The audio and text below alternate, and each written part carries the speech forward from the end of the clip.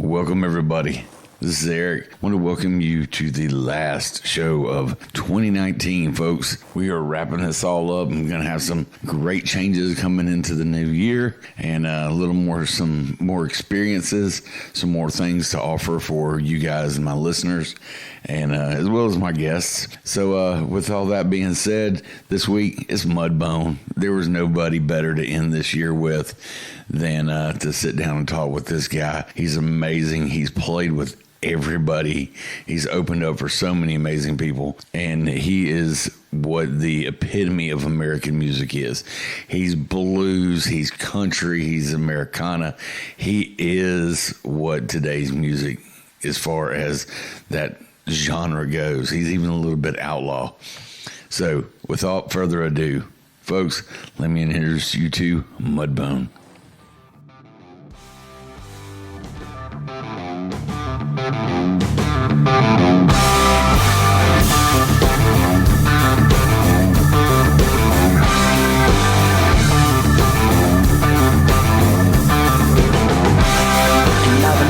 Say he think it's okay to treat me like I'm less than, when I work hard every day just to keep him a rich man.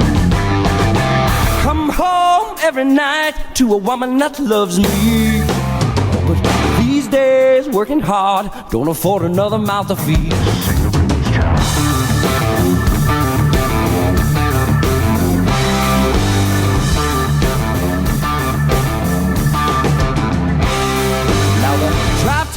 Traffic line, it's a cesspool of car fumes. People fussing, beeping, honking, weeping if you don't go the way they want you to. Got this fool flying me a bird for pulling over for a hearse. I guess these days dying ain't good enough to give respect for what you're worth. Off the way of the world's falling in on these crystal clear walls we've built are closing in, and no one sees how we. Hey everybody, I'm Eric. Tonight we got somebody special coming on. We got the man himself, Mudbone. Welcome to the show, sir. Wow, thanks, man. Thanks for having me on. Thanks for the invite. I appreciate it. Yeah, I've loved your music for a long time now, and kind of been following you and kind of in the backside of things. And when I started this, you were one of the people that I said, okay, I need to get him on my show. So this was. Well, thanks, man. That's awesome. You're a glad to find a naked here. Yeah, you're definitely a benchmark for me. So I'm really happy about this one. And you just got done with the big Songwriters Festival, right? Yeah, the Frank Brown International Songwriters Festival in Perdido Keys, Florida, right there on the Alabama-Florida line. Kind of hubbed out of the mighty Floribama down there. It's kind of like Christmas for songwriters. I see, that's awesome. Each other once a year, and it's at the Frank Brown. Well, let's go into songwriting, because I know that's something I always talk to everybody about. Okay. What's your process, and where do you draw your inspiration from? Well, as far as processes go, I kind of like to let this. One of the things that those writers centered around the Frank Brown and the Floribama taught me early on was that you let the song write itself. That was a sort of a benchmark for me in learning how to write a song.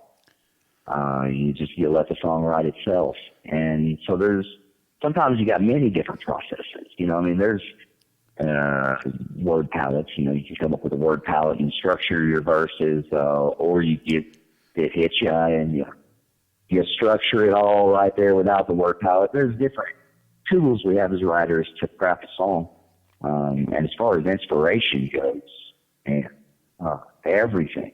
My biggest inspirations generally come from just stories, things that people say as far as sometimes out on the road, you run into folks that have great stories, and they tell you about the time the dog got kicked out of the county for biting the mayor and stuff like that. And it's all of a sudden now it's like, yeah, we got to write this song now. Yeah. I like writing songs with people who don't write songs. That's a fun thing to do because you got great stories there. So That's true. Cause I mean, it's like, you know, any kind of writer, you kind of get it in your head where it's going to go. And then once you get everything down is when you actually start applying your craft to make it, you know, that those tweaks and nuances to make it yours. yeah, you know, and it's relative to what we do and where we're at and how it hits us. But I find, like I said, that if you just open yourself up to what's around and kind of not be having awareness of your surroundings, you know, that's kind of a big thing because that's when you're tuned into what's going on and when you can sort of pick up that inspiration. Now, do you find you get lyrics or music easier? It's really all over the place. Sometimes you'll see something and it'll inspire a lyric, or sometimes you'll hear a bird that inspires a song, or the way the water falls over, it sort of makes a trickle sound. Depending on how big the waterfall is, it can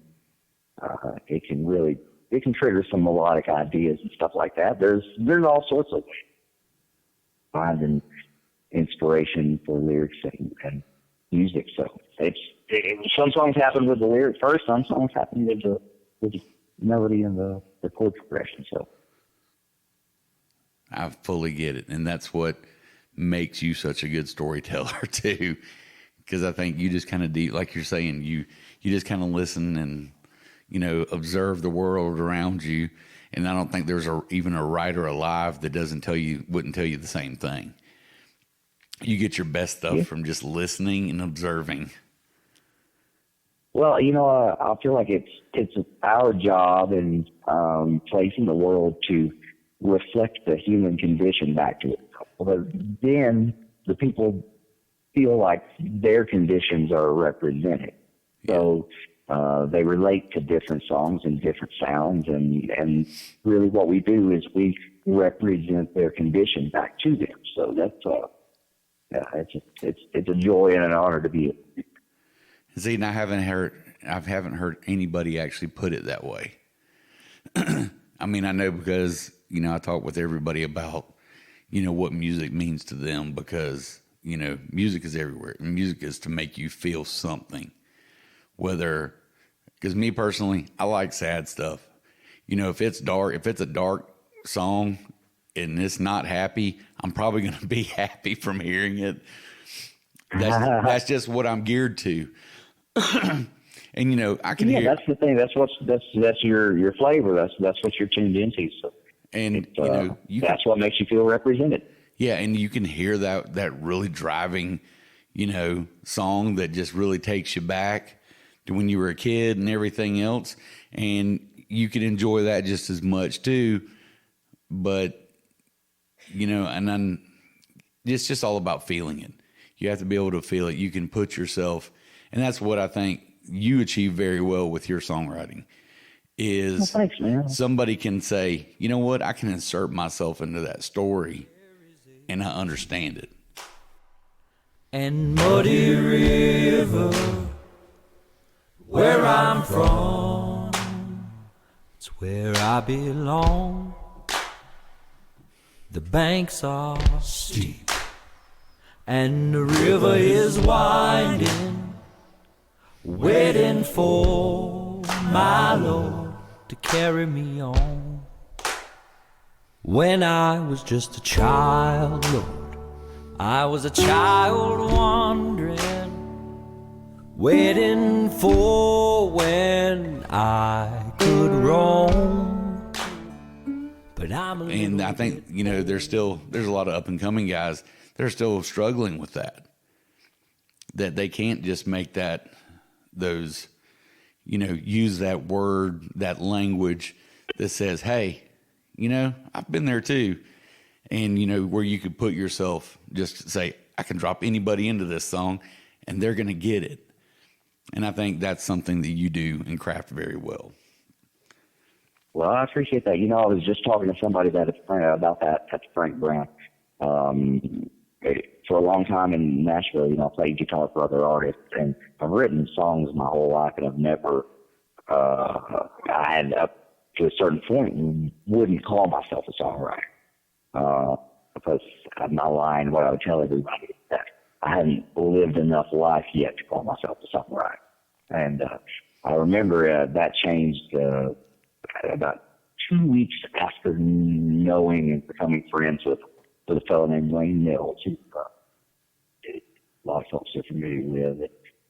That really that opened my eyes up to actually we do. We all have something we can say. Well, and I know musically, where do you feel like you fit into the spectrum as far as music goes? I know where I kind of feel where you're hitting, and I know you've got a really deep blues background that can turn around and rock and honky tonk with the best of them too. Where do you feel like you fit in, or do you even, or do you not even try to fit in, and you're just happy just being you? Well, that's ultimately the thing, is I'm me, and I'm happy to be that, and I don't really try to, like I said, I just let the song write itself. Sometimes it's a blues song, sometimes it's a country song, sometimes it's a funk song. It just, if you let it write itself, it'll tell you what it wants to be. And I kind of think, the song, the River song, I come from a bluegrass family, and I sort of found the blues in Mississippi. And when I was a kid, there was a river called the Black River in northeast Arkansas. And on one side of that river was the Ozark Mountain. The other side of that river, it was the Mississippi Delta.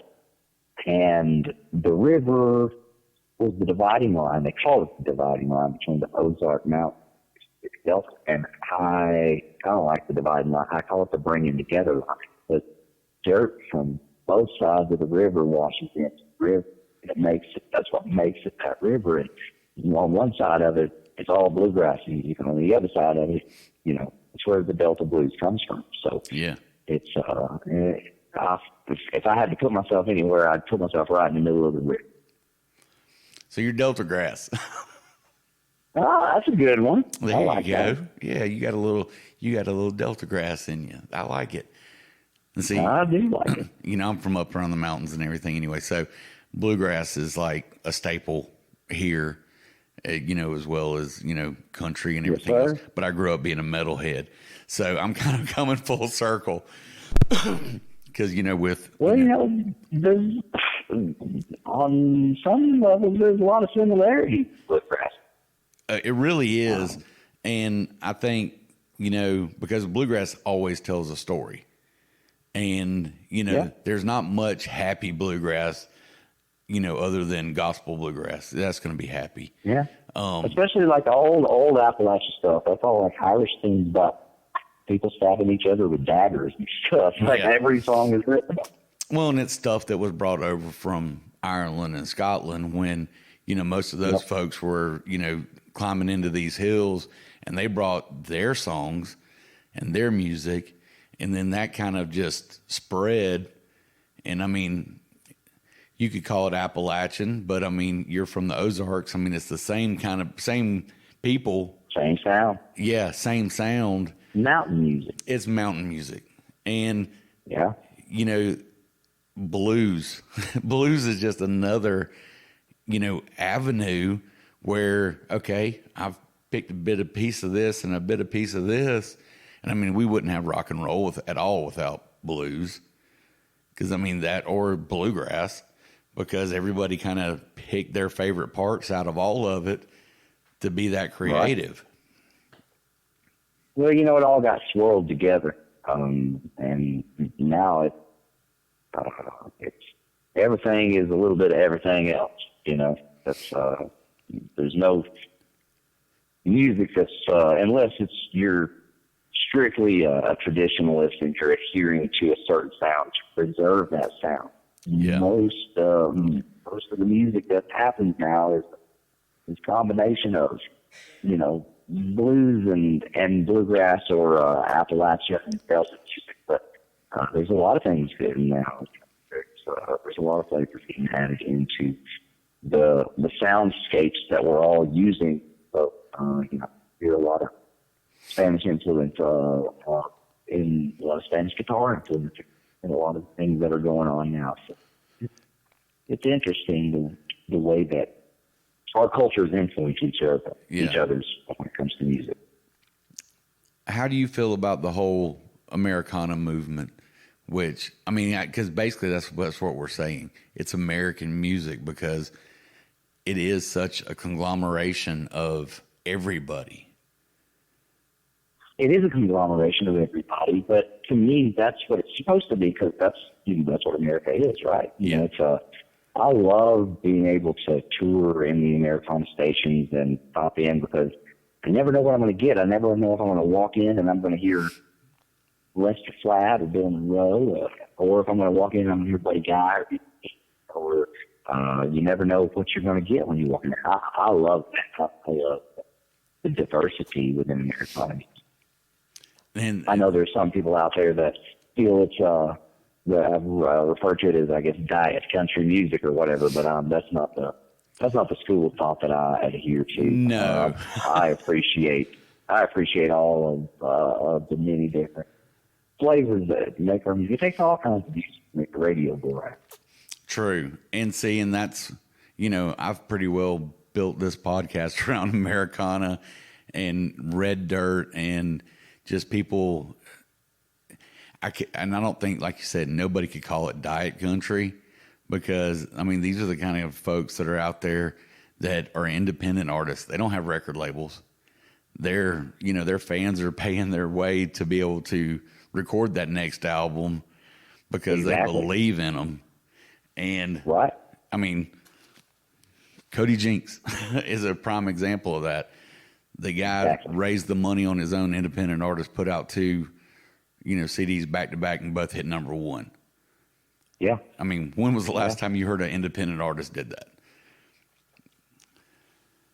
I believe that's why he's who he is because I think he sort of wrote that book. Yeah, he kind of did and then threw it away and said, nobody else gets to share. Nah, I think. Yeah, but see, the thing about it is not his way isn't everybody's. Yeah. So he created this system, and he's who he is because he created the system. He didn't follow the system. Yeah. So that's it's kind of interesting how that stuff works. Is the outlaw idea? It's more of a genre now than the idea it initially started at. Because of that, those guys pioneered a sound, but they pioneered that sound that was their sound, and nobody else was doing it. So they wrote their own rule book. So, but that idea is kind of merged into this idea of it's kind of a specific sound now. So it's strange how those things happen. Yeah, I mean, I really couldn't agree more because, I mean, it's like it's nothing cookie cutter anymore. But, even on another side of that, you've got guys like you and some of these other guys that are, they're kind of encompassed under the Americana umbrella. I see more of that group of people lifting up other musicians and wanting them to succeed and saying, hey, get out there, do it. And well, everybody does good when everybody does good. Yeah. That's how I feel about it, and that's how most artists that I know that see in the circuits I travel, that's how they deal with it. Now, when you're in the world, the corporate world with the labels and stuff like that, there's always a conflict of interest if you're highlighting another label's artist, or there's some sort of legality or red tape or corporate thing that prevents this, forbids you from doing stuff like that. So those guys don't have as much control over their own voices when it comes to the public and what they say as we do. That's why we do this. That's why I do it. Is I love to be able to speak directly what I'd like to. Well, let's change gears a little bit. How was Scotland? I loved kind of following your trip, especially when you're we were in Edinburgh, because I've got a friend that just moved back home there. and I'm like, oh, I've heard about this. I've heard about this place. I've heard about this place. It looked like you were having a blast. I had a blast. Getting used to driving on the other side of the road was the only thing that really took a minute, but I got it actually looks a lot better once you get it. But I enjoyed the whole country. Loved it up in the Highland. The cities were great. The mountains were great. Just the whole country. Everybody seemed to really have a sense of commonality. I think everybody thought driving is a good example. They weren't thinking, how do I get there? They were thinking on the lines of how does everybody get where we're all going. And I thought that was a cool thing to see. And isn't that a novel thought? Were pretty, yeah, it's right. As I got to drive 6,000 miles a month, we could use a little more of that. Yeah. Yeah, that's kind of crazy. But, I mean, yeah, you're right. It's a great country. Yeah. I got to put my hands on stones that my family laid in place in 1294. I mean, that was something that I didn't expect to ever get to do. How awe-inspiring was that? Because, I mean, when you know, your ancestor could have laid this very stone, and there's got to be a specific energy you're getting off of that because of that connection. Well, it was a pretty surreal experience. It was kind of eerie on the level. There were two just separate castles in close proximity to each other, and I actually got to walk around it. It's very old, and it was basically in ruin. But everything, like, I kind of knew where I was going when I was walking around in the place. So that was a little bit eerie. But it was a cool experience all around, man. It sounds like there may be a song in there somewhere. Oh, I've already got a couple for sure. I'm sure there's plenty more. Heck yeah. I'm looking forward to that for sure. Yeah, looking forward to getting it to everybody. I know we've been kind of talking general music. Who were your kind of inspirations coming up that, I mean, I know you say you come from a bluegrass family and everything, but who were those, pivotal musicians and everything that really you bit the bug, and that's what inspired you to pick up the guitar? Well, like I said, family, there's always a guitar laying around the house, get thrown up.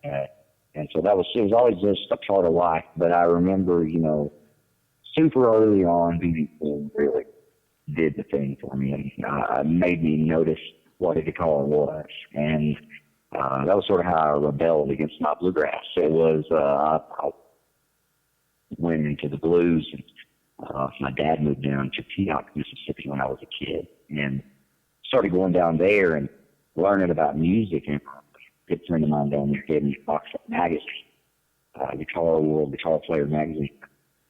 They always had the guitarists featured in the always accounted for their inspirations, who inspired them. And I noticed that it all went back to just a certain few collection of guys, and they were all from right where I was at in Mississippi. So it was,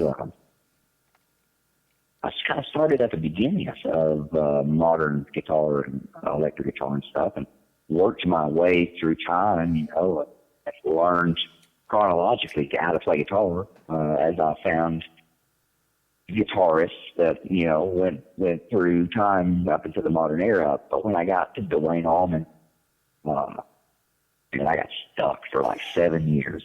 That was, I stayed on Duane Allman for a really long time. Stevie Ray Vaughan's the reason I for my first electric guitar. There's a lot of that. What was your first guitar? Do you remember? It was a Lotus Stratocaster. So there's two first guitars. The first guitar, my dad pulled a Sears Silvertone guitar out of the attic in my grandmother's house, and I proceeded to tear it all apart. Took all the strings off, took all the machines off, took the pickups out and pick guard off, took the bridge apart. I got it mostly back together. Mostly. I just kind of wanted to see how. Yeah, mostly. We'll just leave it at mostly. It was. I just kind of wanted to know how it worked. I was fascinated with all the little pieces and parts and stuff, and that was kind of my first guitar. Then I asked for a guitar for Christmas. In my Stevie Ray Vaughan phase, my mom got me a little Lotus Stratocaster that that's how I cut my chops on. I remember my first one. It wasn't mine. I ended up breaking my grandmother's Bluebird because I was young. I didn't know that you can't over tighten everything and leave it sitting there like that. Oh no. Yeah, but I mean, we've still. My dad still has it. He goes, doesn't matter if it ever plays again or not. He said it's still a part of our history, and and now knowing what that meant later on in life, man, it just kind of makes you sick. I mean, it's like somebody punched you in the gut, and you're just like, man, but it's got its own story, and true. Its story is its own. No other guitar has that story. So. Well, and with me, I think back, it wasn't until I was older, and then looking back at that guitar and everything, I'm like, man, I wonder what songs were ever played on that, because she passed before I was ever born. So I'm like, I wonder what songs she played on that. And I'm sure, it was some bluegrass gospel from back in the day, and she, may have, snuck in some old family tunes from, Ireland, from where the family came from and everything. But, sure. It really makes you, when you stop and think about it from that, you're like, man, this is a whole different piece of history. And it's kind of hard to put into words. Yeah, it's like the family Bible that's been passed down for 400 years. That's kind of how music came about. The home's handed down through the generations, and to get to be a part of that's a pretty special thing for you. That's awesome. Yeah, and you're right, and that's a really good comparison. I didn't never even thought about it from the family Bible aspect of things, because people don't do that anymore. Yeah, that's what made me think of that is a fellow in Mississippi just texted me the other day. He bought a estate auction, bought a family Bible with my last name on it, and he was like, "Hey man, he's maybe some of your people." So I'll have to get my hands on that and check that out. Wow. Wouldn't it be crazy if you ended up being somebody that was actually in your lineage too? Yeah, for sure. You never know how these things are going to work out, man. No. Yeah, I mean, the universe throws, and the universe will throw things at you just to say, make you think sometimes. Be like, wow, oh yeah, this whole world is a lot smaller than we thought it was. Oh yeah, we're not in control of anything. We're just riding. Exactly. We're just surfing through life, and you hope you get those highs, you get those lows, and you just dig down. And I think it also has a lot to do with being Southern, and I'm not knocking anybody from up north or anything, but as Southerners, because you're a Southerner too. That's who we are inherently. But I think we come up with a different mindset on things like that. Yeah, it's traveling around the country, man. I've got great friends everywhere, and there's great people all over. But there's definitely a difference in the general operations of kind of everybody's interactions. But it's more than just in a north and south thing. It's north and south, and then east versus west, and then you've got. It's like barbecue. South Carolina barbecue is not like Memphis barbecue, and that's not like Kansas City barbecue, but that's what makes barbecue awesome, Well, you hold on to that thought, because we're actually when I do the bare bones questions, I've got a barbecue question in there, so you're going to enjoy that one. Because even North Carolina barbecue is a whole different vein, because you get South Carolina, you got mustard base. That's what everybody goes for, unless you go downstate, and then you're going to get, spicy vinegar. Right. So, who are some of the greats you've had the pleasure of playing with over the years? Man, shoot, I've gotten to stand on stage with some folks that I never figured I'd be on stage with. Got to be on stage with John Fogerty. Got to do. It wasn't a person, but I got to play Dwayne Allman's '57 Gold Top that he recorded Layla with Eric Clapton at a show one night, and that I don't know. To me, that counts. I was excited about that. That counts like right up top. Yeah, there was a singer out of North Georgia, had several country hits in the late 90s, Don Berry. And he's always been an influence to me. He's a great vocalist. The dude's got pipes for days. Oh, yeah, I remember him. He's great. And I got to do did a Christmas tree several years back, and that was great. Then the Montgomery Gentry Boys got to do some of that. Colin Ray, great singer. Love being on stage with him. Brett Michaels. Got to play Every Rose Has Its Thorn on stage with Brett Michaels. That was kind of fun. That's awesome. You never know where you're going to live. Yeah, I was a kid sitting in an apartment in the middle of a soybean field. I didn't know learning that guitar lick was going to take me there for sure. I know it's kind of crazy how small the world is, because it's like I grew up, Brett's band now that backs him up, Pete and all those guys, and Eric Bedingfield. I'm like, I grew up listening to Eric when he was with Cinderella. Yeah. And then you get to meet these guys and spend time with them, and you're like, wow, they're just. I mean, we're talking about our kids, and birthday parties, and it's like, we're feeling old today, and it's just. It's those guys you look up to. And then when you finally get to meet them, you're not let down, because you realize they're just as real as everybody else around you. It's just, people fanboy or fangirl, and they build up these expectations. So when they do meet somebody, they, get their feelings hurt. It's interesting thing, because, we travel around, we play music, that's what we do. And then, because like we were talking about earlier, we represent people's emotions. That means more to them than I think we know, and even they know. And so when folks come up and are excited to be at a show, excited to be able to sit down and have a conversation, I love to be able to do that. And I love that you're still approachable. You've been doing this for a minute now, but you still, you can tell you love your fans, and your fans love you. I mean, because, if you even watch any of the social media, your fans love you.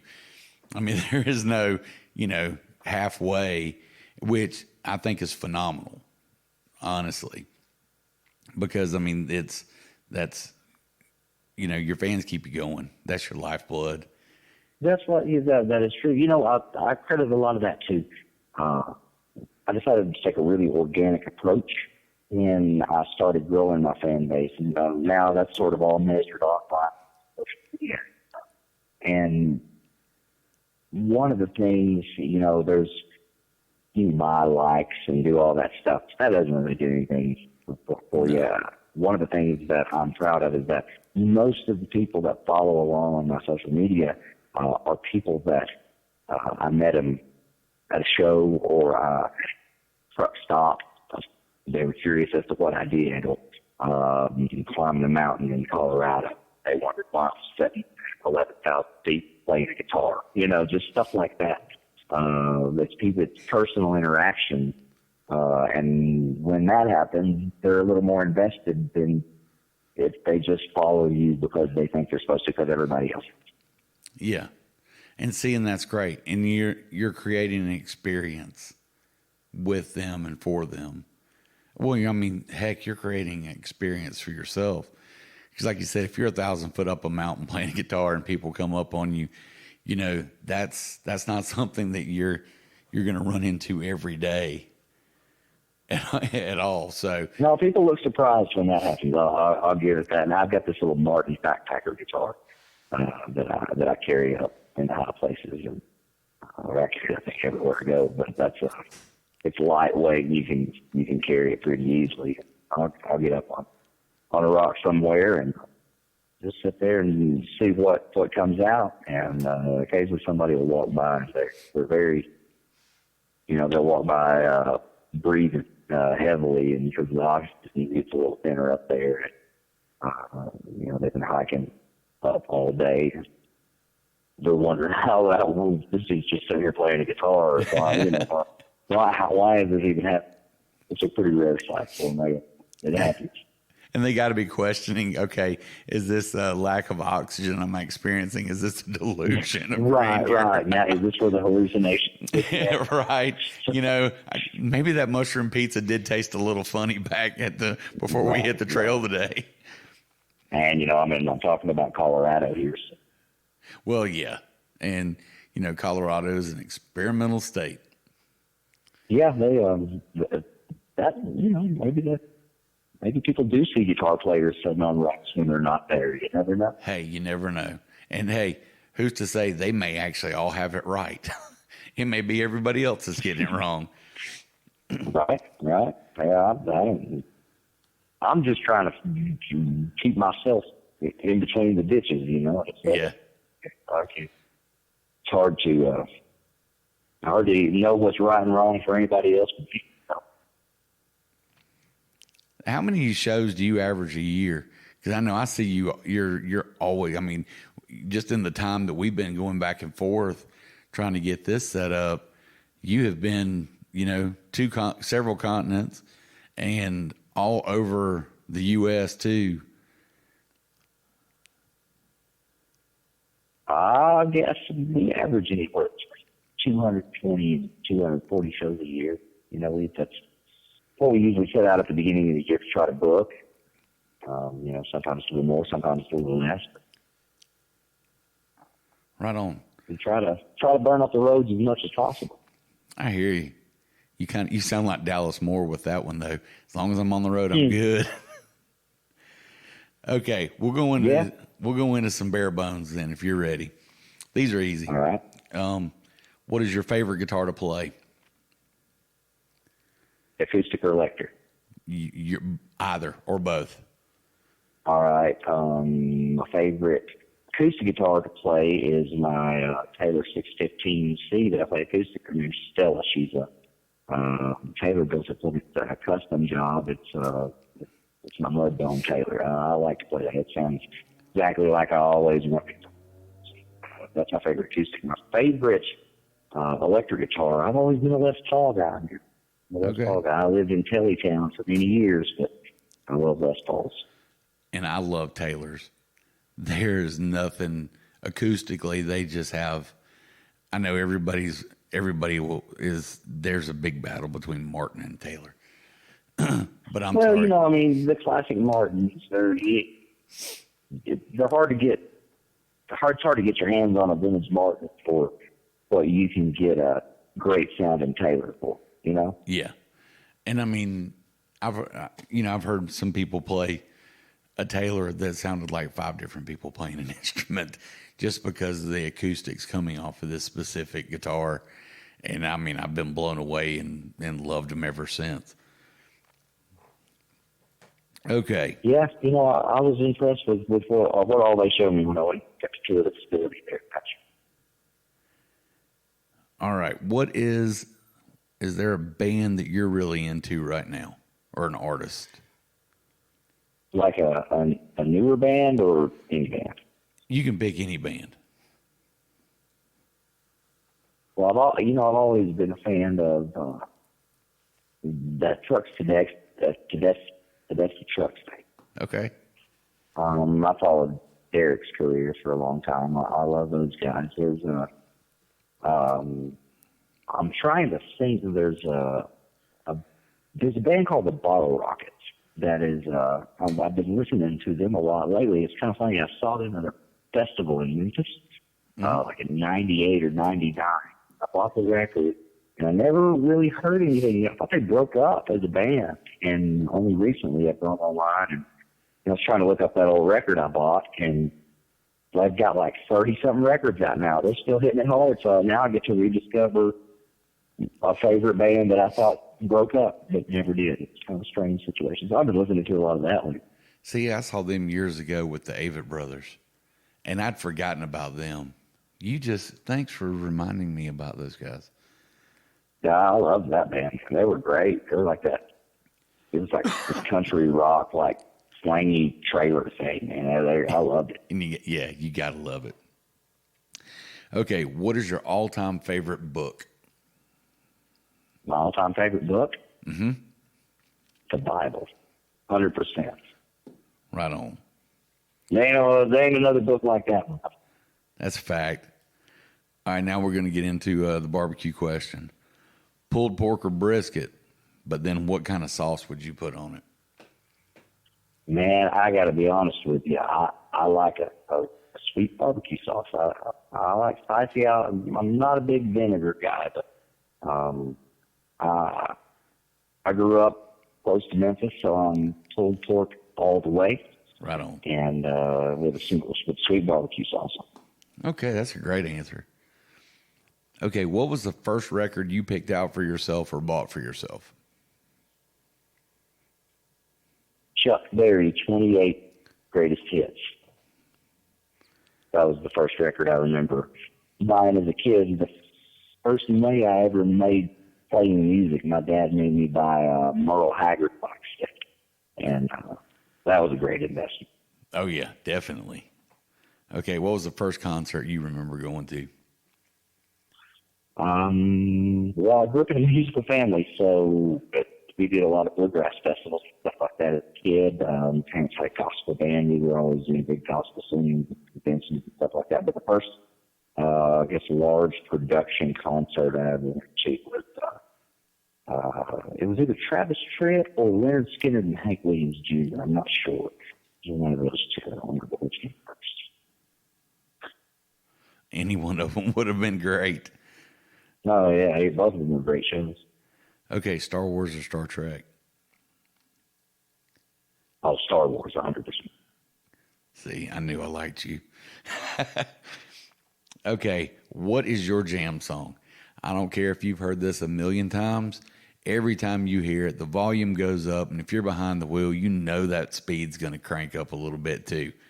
That let's roll the window down and just live it and love it. What is that song for you? Radar Gun by the Bottle Rocket.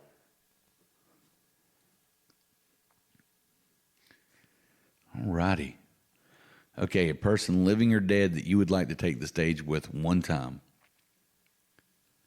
Shoot again, man. I didn't catch the question. A person living or dead that you would like to be able to take the stage with just one time. Ooh, B.B. King. Okay. That's a really good one, too. Okay, do you have a life mantra? It's not a good deal unless it's a good deal for everybody. Ooh, I like that one. That's solid. Okay. That's true, too. Nashville taught me that. Oh, yeah. And see, we took a long way around to learn that. We won't even get into the whole Nashville thing because, I mean, I've heard so many horror stories from different artists over the years that, you know. It's a necessary evil. It'll eat you up, spit you out. They don't care who you are. It'll spit you out on top. It'll spit you out on the bottom. You're just there for the ride. You're just a chewing gum under their shoe. Yep, pretty much. Okay, so who besides yourself should people be checking out musically these days? Well, one of my favorite records, it's actually one of my favorite records of all time, is a good friend of mine. His name is Daryl Wayne Dasher. It's an album called Reincarnation. He released that earlier this year, and I got to tell you, it has the bigness of Pink Floyd's Dark Side of the Moon, except for it's an acoustic album with, it's just the way he takes up space with what he puts in there, and lyrically, man, it's a walk through the clouds. Really, is what he is. I love that record. So I would definitely say Daryl Wayne Dasher, my friend Jill Kinsey. She's working on a new record now. The Girl of Vibes, just on an incredible level, and musically just a powerhouse for himself. There's the Highwaywoman, Bridget London. She's a great inspiration to many folks, and all of her music is incredible. You threw out some great ones there too. Okay, this will be your last one, and this should be your easiest one. If you got a really good sense of humor. If you had a spirit animal, what would it be and why? If I had a spirit animal, what would it be and why? Yes, sir. That's a good one. I would probably say catfish. Okay. Because it spends all its time in the mud. I can dig it. That's that's the first catfish I've gotten. I like it. You're definitely unique. Well, is there any shout outs you want to give before we wrap this thing up? Yeah, I want to give a shout out to everybody that goes out after a long day's work or after a hard week's work and goes out and listens to a band or listens to a songwriter, goes and enjoys live music that helps support both the artists that are there and the venues that are supporting. That's who I want to give the shout out to, because those are the people that are keeping the whole thing alive. See, I like that. I like that a lot. Well, you know what? I think we can't say anything better than that after that one. So, folks, thank you so much for tuning in. Mudbone, thank you for being a guest on here. It's been a pleasure talking to you, sir. And we'll definitely stay in touch, and we'll get you back on here one of these days real soon. So absolutely. Let me know, man. Stay in touch. Thank you so much. And folks, keep listening. We'll check you out soon. Security threats are everywhere. But with Xfinity XFi, you're notified of threats to your in-home Wi-Fi network, so all your connected devices are protected. That's simple, easy, awesome. Go online, call 1-800-XFINITY, or visit today. Restrictions apply.